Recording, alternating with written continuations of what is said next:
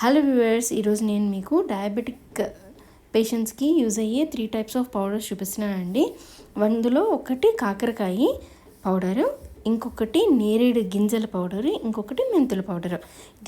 First కాకరకాయ చూద్దామండి. దీనికోసం నేను 1 కిలో వరకు కాకరకాయలు తీసుకొని సన్నగా కట్ చేసి ఎండలో ఒక 2 డేస్ వరకు పెట్టానండి. తర్వాత దానిలోనే వేపాకు నీమ్ 1 రెప్ప కూడా వేసి కలుపుతున్నాను. ఇంకొకటి నేరేడు గింజలు. నేరేడు పళ్ళు తినేసిన తర్వాత గింజలు ఉంటాయి కదండి, వాటిని కూడా మంచిగా వాష్ చేసి ఇలాగా డ్రై చేసుకున్నాను. నేను 1.5 కిలో తీసుకున్న నేరేడు పళ్ళ గింజలండి ఇవి. వాటిలో ఇదిగోండి, ఇప్పుడు నేను తోలు తీసి చూపిస్తున్నాను కదా, బాగా డ్రై అయినవి కొంచెం బ్లాక్గా టర్న్ అవుతాయండి, కొంచెం డ్రై అయినవి ఇలా మనకి గ్రీన్లా ఉంటాయి. ఇదిగోండి, ఇప్పుడు వీటిలో పొట్టంతా మొత్తం నీట్గా తీసేసి పక్కన ఉంచుకోవాలి. అలానే కాకరకాయలు కూడా పక్కన ఉంచుకోండి. తర్వాత మెంతులండి. మెంతులు నేను ఒక 8 స్పూన్స్ తీసుకొని యూస్ చేస్తున్నాను. ఇప్పుడు ఒక కడాయిలో మనం ఏదైతే నేరేడి పళ్ళు గింజలు ఉన్నాయి కదండి, అవి జస్ట్ ఊరికిన ఒక 2 మినిట్స్ వేడి చేయండి చాలు. దాన్ని ఏమి మనం ఫ్రై చేయని అవసరం లేదండి, జస్ట్ వేడి చేసి పక్కన ఉంచండి.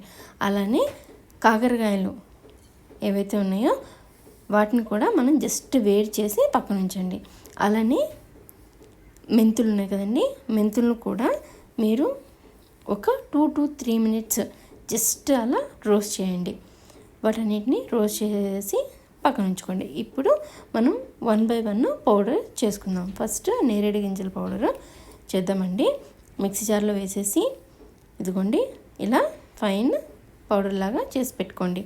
తర్వాత కాకరకాయలు కూడా మిక్సీ జార్లో వేసేసి ఇలా మంచిగా పౌడర్ చేసి పక్కన ఉంచుకోండి.